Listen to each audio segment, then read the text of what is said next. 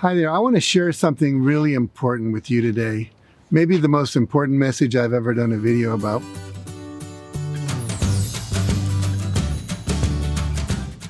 Every one of us, somewhere in our life, we get stuck. There's something we're trying to manifest, something we want to do, some goal we want to achieve, and it keeps showing up year after year. We just don't seem to be able to do it. It might be a deep relationship that works. It might be decluttering your office. It might be making a certain amount of money. It might be getting your book finished. Whatever it is, there's some core wound that you experienced as a child, usually between the ages of 3 and 8 years old, that is still running your life. Because during that moment of trauma, rejection, feeling like you were unloved, feeling like you weren't getting your needs met, you made a decision. And that decision became a limiting belief that usually is unconscious. You're not even aware you made it. And as a result of that, your life has been stuck. And I'm going to share with you, to start with, what I learned about myself. I just took a workshop very recently. It was a very deep dive into my own personal development.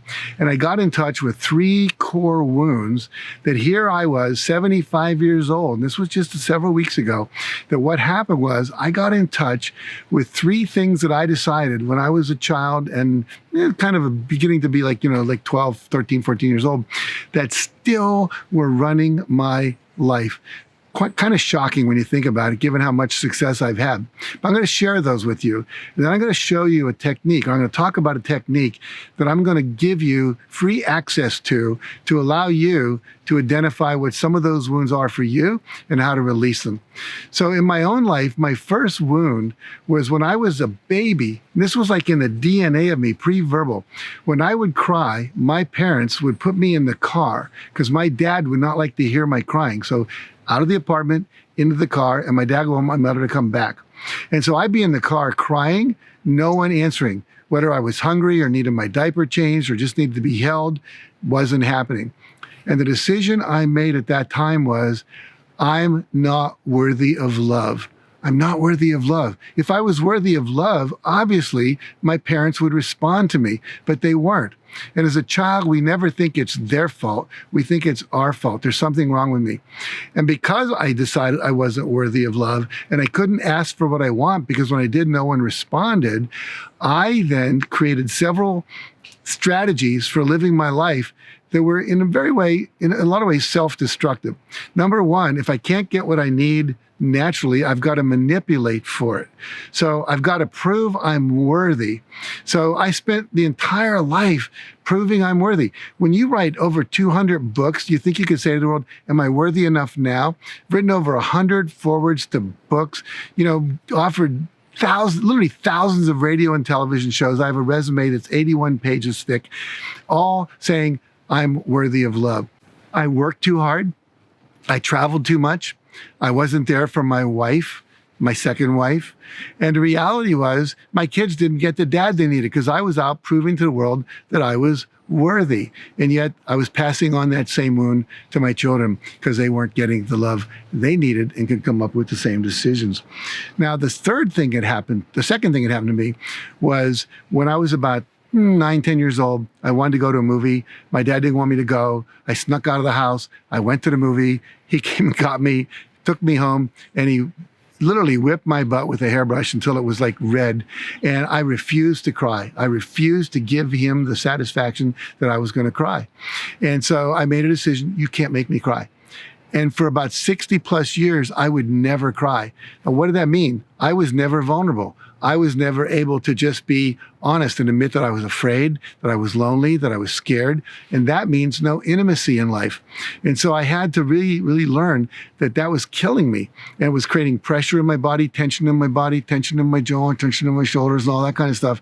And finally gave myself permission to cry. Now, the third thing was I got accused in school of doing something I didn't do. I was accused of stealing something. I didn't steal it. And I wanted my dad to come to the school and stand up for me, but he wouldn't do it. I was going to this private school that my rich aunt paid me to go to. My brother didn't get to go there. My dad was intimidated by that school because he was not of the upper class where all the doctors and lawyers sent their kids. So he wouldn't stand up for me. And I made a decision I must not be worthy of standing up for. So I was not standing up for myself. I wasn't confronting people. I was afraid of confrontation. I wasn't the powerful man that I needed to be in my marriage, in my company, and in the world. And those three things were keeping me from being as successful and happy and fulfilled as I wanted to be. Now, re-owning all that, just in the last few weeks since I did it, my life is magically different. And so what I want to offer to you is a process that will allow you to achieve the same awarenesses and let go of those limiting beliefs and decisions you made and make a new decision that will allow you to be more empowered and more living in your heart. And I will guide you through this closed eye process, starting with where you feel stuck.